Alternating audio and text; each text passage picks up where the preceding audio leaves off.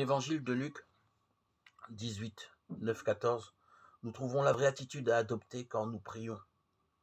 Deux personnages montent au temple pour prier, un pharisien qui observe parfaitement la loi, un vrai juste selon leur conception de la justice, et un publicain, considéré par ses compatriotes comme voleur et pécheur public. En écoutant le pharisien, on ne peut que l'admirer. Il est honnête, il gêne 2 fois la semaine, donne le 10e de ses revenus pour le culte et en faveur des nécessiteux. Vraiment, c'est un homme irréprochable. Mais Dieu ne regarde pas comme nous.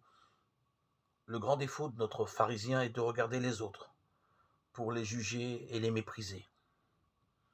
Il néglige dans sa prière auto-satisfaite le plus important en Dieu, l'amour, la compassion, la miséricorde. Pire encore, dans sa prière, rien ne montre qu'il a besoin de Dieu.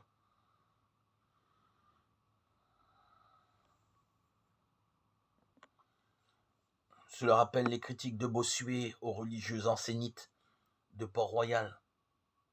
Elles sont pures comme des anges et orgueilleuses comme des démons. L'attitude du publicain est particulière. Il baisse la tête et humblement, il se sent pécheur. Il rentre dans sa misère intérieure. Il se présente à Dieu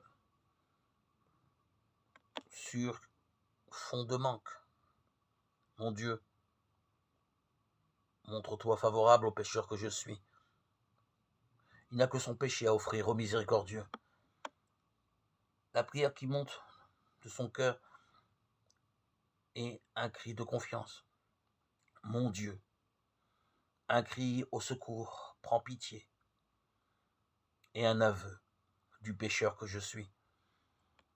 Pour Jésus, plus on est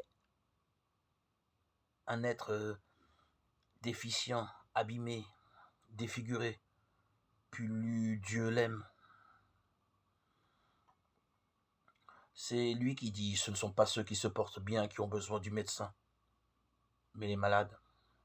Je ne suis pas venu appeler des justes, mais des pécheurs. Marc 2, 17. Ayons ce cœur pour rendre grâce à Dieu et lui présenter nos désirs, car, comme nous le rappelle le psaume, un pauvre cri, le Seigneur l'entend. Psaume 33.